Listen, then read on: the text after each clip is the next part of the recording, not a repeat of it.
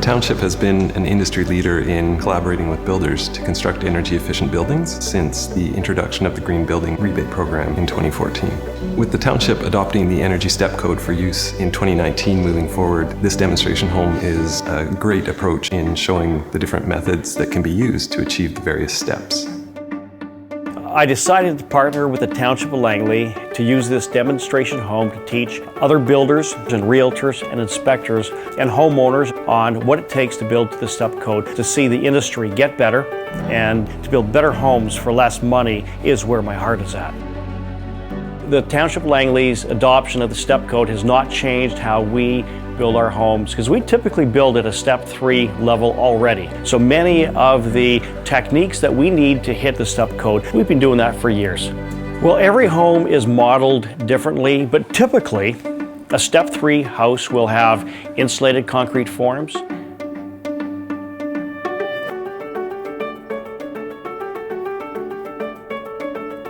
We always put an HRV in.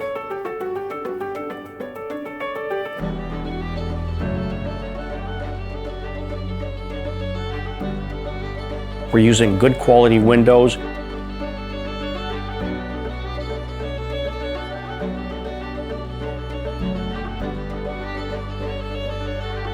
And we'll do something like exterior rigid insulation as well to create a better thermal break. This project demonstrates the shift away from traditional prescriptive building code requirements and moving towards performance-based requirements, and how paramount early design decisions are in achieving overall energy efficiency. The first thing is we have to get our energy advisor involved early.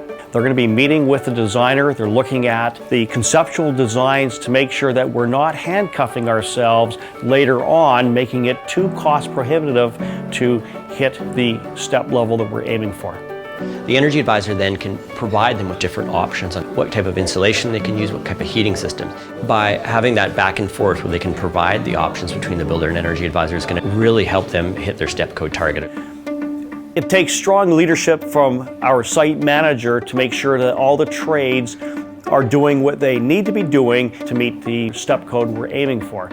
It doesn't have to be expensive if you've thought it through. Most of the things that we're doing in construction already can be used and just tweaked a little bit. Clay has been using insulated concrete forms for quite a few years. This wall is between R25 and R28. What's cool is you don't have to strip these forms. They're here. You've already got your stud wall and everything to hang your gyprock off of. You don't have batt insulation and poly and wood up against a wall that might be wet and cold. So your building science issues are gone when you use this. Building airtight homes is definitely possible if you start with a plan. Planning your air barrier from the start is essential for you to hit the step code targets. Fortunately, we were able to use the spray foam on this house. I knew that if we were to bring spray foam all the way from the bottom, basically connecting it to the insulated concrete forms in the basement and bringing it up and over the roof and back down to the concrete forms on the other side of the house, I know where my air barrier is. And it's really important to know where your air barrier is going to be. So 2.5 to 3 inches of this open cell spray foam is an air barrier. The studs are an air barrier, so you'll see caulking along each of the joints where they're ganged together. Basically from the spray foam connected to the plate connected to the floor, and then on the underside of this there's a gang spray foam, so that's a continuous connection. In this case, this is over top of a garage. Our air barrier could have been the plywood, all sealed joints, but we've got spray foam to the underside. Focusing on how you're going to achieve it from the beginning, working with an energy advisor, getting their advice, and doing a mid-construction blower door test is a really key way of making sure you hit the step code target. A home that has air leakage is leaking moisture, and when moisture enters into a building envelope, it can create issues with mold, with rot, and that can impact the structural integrity of the home, but also the indoor air quality inside a home. Building airtight homes is definitely possible if you start with a plan, and especially pay attention to the way you're going to provide air to the house for the occupants. It's an absolute necessity these days, the way we build houses.